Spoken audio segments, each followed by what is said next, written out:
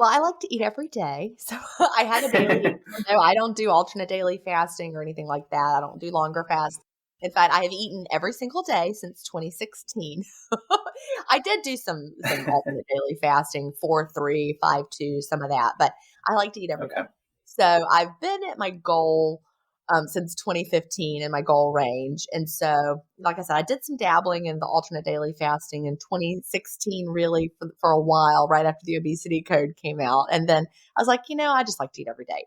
So I don't time my eating window anymore. I, wait until a certain time, whenever that might be. And then I open my window and then I eat till I've had enough food for the day and then I close it. So that sounds a little loosey goosey, but that's really what, when it becomes a lifestyle and you no longer have to think about it.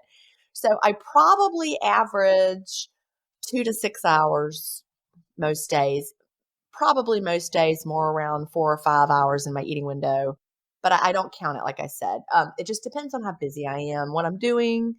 If it's a day when I've got friends visiting and we're going to brunch at 1:00, I'll open earlier that day. But most days I don't open my window until 2 or 3 or 4 or something like that.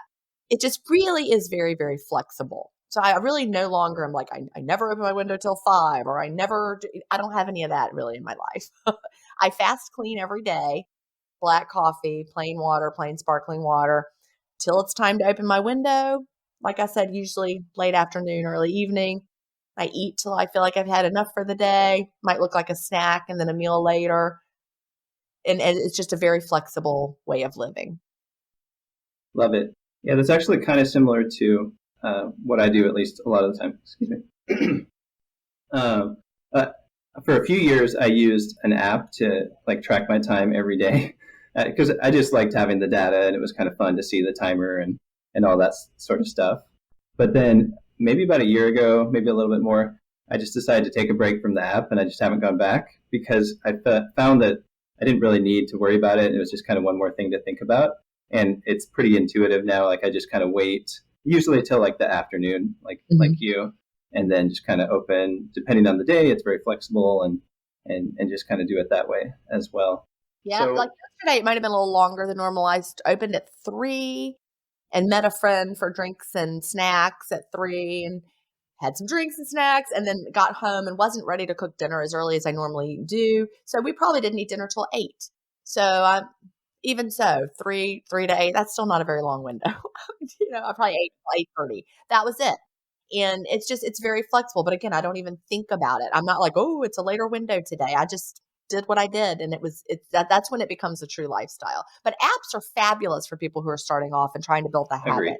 Yeah. Mm-hmm.